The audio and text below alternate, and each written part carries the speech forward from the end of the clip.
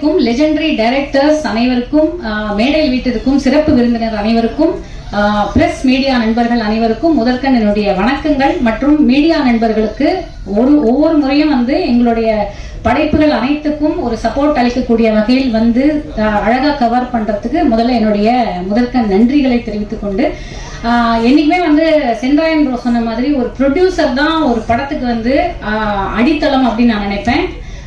பல படங்கள் எடுக்கிற ஒரு ப்ரொடியூசரை நம்ம பார்த்துருக்கோம். ஆனா ஃபர்ஸ்ட் டைம் ப்ரொடியூஸ் பண்ணும்போது நம்ம எல்லாருக்குமே நமக்குள்ள ஒரு பயம், ஈவன் ஒரு ஆடியன்ஸா நமக்கு ஒரு இருக்கேன், இந்த படத்தை கரெக்டா கொண்டு போய் இவங்க சேர்த்துருவாங்களா அப்படின்னு. அந்த வகையில பாண்டுரங்கன் சாரை மீட் பண்ணதுக்கு அப்புறம் எனக்கு அந்த பயம் சுத்தமா போயிடுச்சு. ஏன்னா முதல்ல நான் என்ன சொல்லணும் அப்படின்னா, இங்க பெங்களூர்ல இருந்து அவர் ஒரு படம் எடுக்கணும் அப்படின்னு வரும்போது ஒரு கதையை செலக்ட் பண்ணியிருக்காரு. ஆனா சென்றாயன் பிரதர் சொன்ன அதே ஒரு விஷயம் தான், அழகா அதுக்கு ஒரு பிளானிங் பண்ணி ஒவ்வொரு நபரையும் ஒவ்வொரு ஆர்டிஸ்டையும் அழகா அவர் செலக்ட் பண்ணி, இன்னைக்கு கூட காலையில 2 தடவை எனக்கு போன் பண்ணிட்டாரு, இன்னைக்கு ஆடியோ லான்ச் இருக்கு, கரெக்டா வந்துடணும் அப்படின்னு. அந்த அளவுக்கு எல்லாத்தையும் அவரே ஃபாலோ பண்ணி பண்றதுல அவர் எந்த விஷயத்தை அவர் எடுத்தாலும் சிறப்பாக முடியும் அப்படிங்கிறதுக்கு பாண்டுரங்கன் சார் ஒரு பெரிய உதாரணம். அந்த ஹார்ட் ஒர்க்கை கண்டிப்பா பாராட்டி ஆகணும். அது மட்டும் இல்லாம நாங்க பெங்களூர்ல ஒர்க் பண்ணும்போது அந்த படத்துல நாங்க நடிச்சிட்டு இருக்கும் போது கேஷுவலா ஒரு ஹாஸ்பிட்டல்ல ஷூட் பண்ணோம். கேட்டா என்னுடைய ஃப்ரெண்டோட ஹாஸ்பிட்டல் அப்படின்பாரு. இன்னொரு ஒரு ஏரியால ஷூட் பண்ணிட்டு இருப்போம், இது நம்ம ஃப்ரெண்ட் ஏரியா தான், பெர்மிஷன்லாம் ஒன்றும் பிரச்சனை இல்லை, அவங்களே கொடுத்துருவாங்க. அப்புறம் இன்னொரு ரோட்ல ஷூட் பண்ணிட்டு இருப்போம். அதான் தெரியும், அதான் பிரகாஷ் கல்னி சார் தான். ஆமா, ஒரு ஹோட்டல்ல ஷூட் பண்ணிருந்தோம். ஹோட்டல் எங்கெல்லாம் தங்க வச்சிருந்தாரு. கேட்டா இது எங்க ஃப்ரெண்டோட ஹோட்டல் தான். அந்த வகையில எனக்கு ரொம்ப இம்ப்ரெஸ் ஆன ஒரு விஷயம், நானும் அதை இன்ஸ்பயர் ஆகி கண்டிப்பா என் வாழ்க்கையில பண்ணணும்னு நினைக்கிறது இவர் சேர்த்திருக்கக்கூடிய உறவுகள். ஏன்னா இந்த மாதிரி ஒரு சின்ன படம் தான் இது. ஆனா இன்னைக்கு பாருங்க, அரங்கம் நிறைந்திருக்கிறது, மேடையும் நிறைந்திருக்கிறது. இந்த மாதிரி நிக்க கூட இடம் இல்லாம ஆட்கள் நின்றுட்டு இருக்காங்க. அப்படிங்கும் போது பெங்களூர்ல இருந்து ஐ திங்க் பாதி பேர் வந்திருக்காங்கன்னு நினைக்கிறேன். அவ்வளவு உறவுகளை அவர் சேர்த்து வச்சிருக்காரு. அதுக்கு great sir, hats off to you first of all.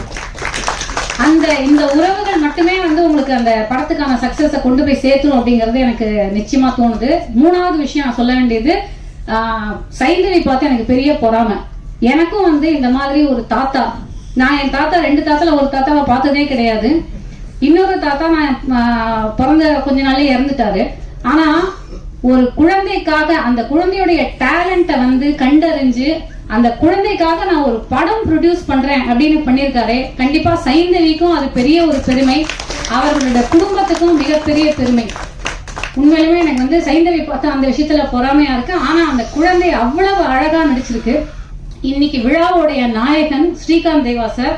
எனக்கு மிகப்பெரிய பெருமை என்னன்னா, தேவா சார்லாம் நம்ம ஆப்வியஸ்லி நமக்கு தெரியும், நம்ம சமீபத்துல கூட அவருடைய அந்த ரீல்ஸ் எல்லாம் போடும்போது நான் அவரோட ரீல்ஸா எனக்கு வந்துட்டே இருக்கும். பிகாஸ் நான் அடிக்கடி பார்த்துட்டே இருப்பேன். அதாவது ஸ்ரீகாந்த் தேவா சார் இசையில நான் ஒரு படத்துல நடிச்சிருக்கேன். அதுலயும் நம்ம எப்பவுமே ஒரு ஆர்டிஸ்டா நம்ம என்ன சொல்லுவோம்னா, ஒரு பாட்டுல வந்துட்டா கண்டிப்பா நம்ம ரெஜிஸ்டர் ஆயிடும் அப்படின்னு. அந்த வகையில எனக்கு மிக அழகான இந்த ஒரு அம்மா சாங் அப்படிங்கிற ஒரு சாங்கை கொடுத்ததுக்கு ரொம்ப ரொம்ப நன்றி சார். அந்த லிரிக்ஸை எழுதின பூ கார்த்திக் அவர்களுக்கும் என்னுடைய நன்றி. ஏன்னா ரொம்ப அழகான வார்த்தைகள், ரொம்ப அழகா வந்திருக்கு அந்த பாட்டும். கஜேந்திரா சார் டைரக்டர், அவரை பத்தி சொல்லணும். இப்ப தீனா சார் சொன்னாரு டைலாகே அவர் கொடுக்கல அப்படின்னு. ஒரே ஒரு காரணம் தான் தீனா சார், அவருக்கு தமிழ் எழுதவே வராது. இது எத்தனை பேருக்கு தெரியும் தெரியல. அவர் கன்னடால படிச்சு, கன்னடா மீடியம்ல படிச்சவர், பெங்களூர்லயே பிறந்து வளர்ந்ததான். தமிழ்னாலும் அவர் பெங்களூர்ல தான் பிறந்து வளர்ந்ததுனால அவருக்கு தமிழ் எழுதவே தெரியாது. ஆனா அதையும் மீறி ஒரு தமிழராக இருந்து ஒரு தமிழ் படத்தை இயக்கியிருக்காரு அப்படிங்கிறது ஒரு பெரிய ஒரு விஷயம், பெருமைக்குரிய ஒரு விஷயம். அதே மாதிரி ஃபுல் ஃப்ரீடம் கொடுத்துருவாரு. அந்த கதையோடைய ஒவ்வொரு இதையும் அவர் எந்த அளவுக்கு சினிமாவை ரசிக்கிறார் அப்படிங்கறத நான் புரிஞ்சுக்கிட்டேன். அப்படின்னா நைட்டு 2 மணிக்கு ஷூட்டிங் முடிஞ்சாலும் ரூமுக்கு போயிட்டு ஒரு 20-30 நிமிஷமாவது ஒரு படத்தோட பாதியாவது பார்த்துட்டு படுக்கிற அந்த அளவுக்கு சினிமாவுடைய ஆர்வலர். அவருக்கு இந்த படம் மிகப்பெரிய ஒரு ஃபர்ஸ்ட் படம் அப்படிங்கிற மாதிரியே இருக்காது. நான் இதை சும்மா சொல்லல, நான் பார்த்த வரைக்கும், நான் டப்பிங் பேசின வரைக்கும் நான் பார்த்துட்டு நான் சொல்றேன், I am saying this with all my heart. இது ஒரு சிறப்பான ஒரு படமாக அமைஞ்சிருக்கு.